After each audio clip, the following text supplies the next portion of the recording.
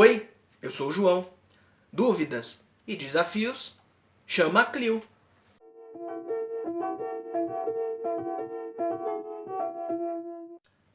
E antes da gente começar o nosso vídeo de hoje, eu já vou pedir para você se inscrever aí embaixo, compartilhar esse vídeo com seus amigos, com seus colegas, com seus familiares, com quem você achar legal, para a gente continuar crescendo aí no canal e mais pessoas aproveitarem essa quarentena aí para dar uma estudada. A situação da França, depois da queda dos jacobinos e o estabelecimento do diretório, ela era delicada em dois pontos. No ponto econômico, a economia francesa estava em frangalhos, a produção, a questão do desabastecimento, a própria questão da falta de estrutura estava acontecendo. E por outro lado, você tinha o diretório que não tinha pulso, não tinha autoridade para implementar as reformas. A burguesia, insatisfeita com esse cenário e com os prejuízos econômicos que poderiam aumentar ainda mais, ela resolve buscar um herói, né? Buscar um salvador, buscar aquela pessoa que ia mudar todo aquele cenário de caos. Seria aquela pessoa que não teria ligação com nenhum político que estava aí, né? Ia ser a ligação direta com a própria burguesia, mas que ao mesmo tempo não fosse ligado nem com a monarquia e nem ligado com partidos dos jacobinos, dos girondinos ou mesmo da planície, né? A partir disso, eles vão buscar o seu herói nacional aonde? Alguém que simbolizasse autoridade, que simbolizasse liderança e que também simbolizasse o nacionalismo, tudo em prol da França, tudo para a França ir para frente, né? E eles vão encontrar isso no Napoleão Bonaparte. O Napoleão, ele é de família de ascendência burguesa, né? E ele vai ser um oficial do exército francês e vai atingir o posto de general aos 24 anos de idade, né? Ele vai ter destaque nas contraofensivas em relação às invasões da primeira e da segunda coalizão em território francês, e o Napoleão também vai ser responsável por uma invasão ao Egito, certo?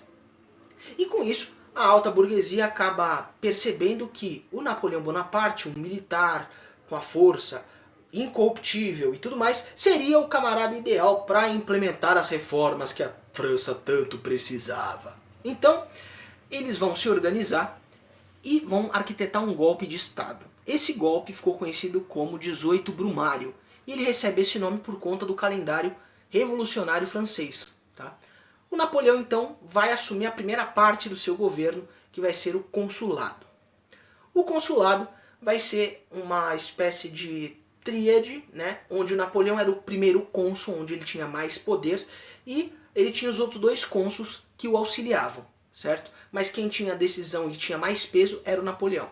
Primeira coisa que ele vai fazer, ele vai tentar estabilizar a economia. Então ele vai fundar o Banco da França, ele vai criar o franco, que vai ser a moeda francesa, ele vai incentivar obras públicas para diminuir o desemprego, vai incentivar a produção agrícola, vai incentivar a indústria francesa, né?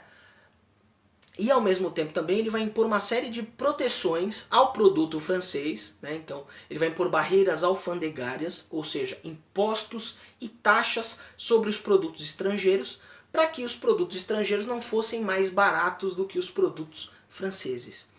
E além disso, ele também vai ser responsável por vender a Louisiana, que era um território francês que ficava a oeste dos Estados Unidos. O Napoleão, então, vai conseguir implementar essa agenda econômica. No plano político, o Napoleão vai tentar criar instituições para tentar maquiar essa questão que ele não tinha tanto poder, que ele não tinha toda essa centralidade e esse protagonismo que ele tinha. Algumas mudanças políticas que ele vai implementar.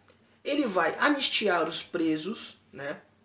Ele vai fazer uma reforma educacional para tirar a questão da educação das mãos da igreja. Ele vai implementar o Código Civil, e a partir do Código Civil napoleônico ele vai estabelecer algumas coisas para a França.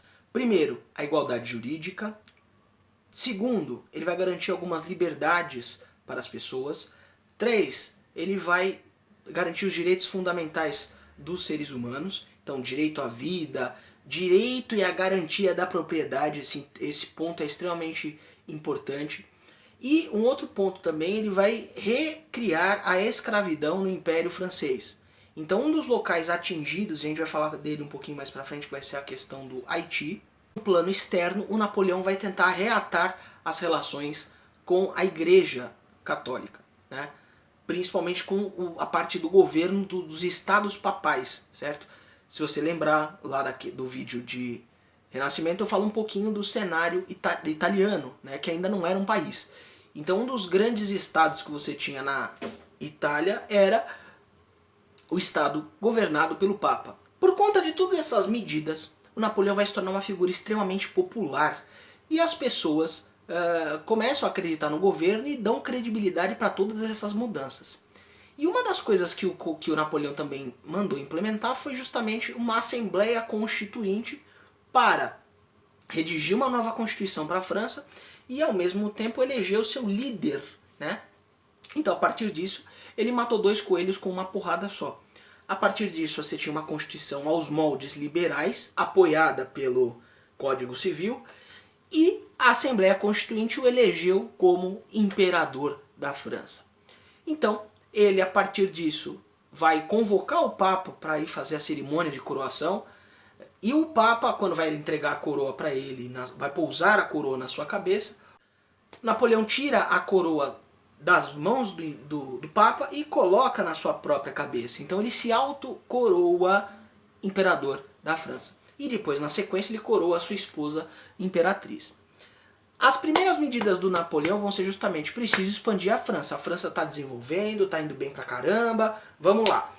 E ele vai então incentivar essa questão de expansionismo. E um dos grandes problemas do Napoleão era justamente essa questão da Inglaterra. Porque a Inglaterra era a superpotência, era a grande potência da Europa, né? E para superar a Inglaterra ele precisava ter uma marinha à altura da marinha inglesa. E ele vai perder a Batalha de Trafalgar em 1805, né? E a partir dessa derrota naval, o Napoleão vai falar assim: opa, eu não vou conseguir ganhar deles por vitória militar. Vamos fazer um bloqueio econômico. Se você lembrar lá da industrialização, a Inglaterra já tinha pelo menos 50, 55, 60 anos que já era um país industrial. Então a maior parte da sua economia se baseava nessa questão de vender produtos industriais para os outros países europeus. E principalmente agora, depois da independência americana, né? O Napoleão então vai decretar no ano de 1806 o bloqueio continental. Basicamente o bloqueio continental dizia o seguinte: se qualquer país europeu comercializar com a Inglaterra, eu vou invadir. Alguns outros países ele se expandiu e tomou algumas medidas para melhorar a estrutura desses locais, né? Entre eles o próprio Sacro Império Romano Germânico. E à medida que ele dissolveu o império, ele colocou a Confederação do Reno, né? E à medida que ele ia ocupando os países, ele tirava o governante, se ele representava o absolutismo ou o antigo regime, ele derrubava aquele indivíduo e colocava alguém de sua confiança, geralmente os parentes.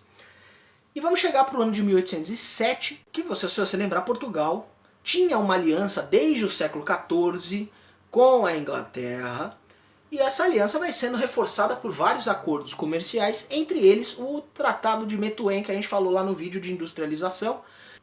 Dom João, o príncipe regente, vou continuar comercializando aqui com a Inglaterra, meu parceiro, eu compro há anos desse pessoal, eles são gente boa, vou continuar com essa história.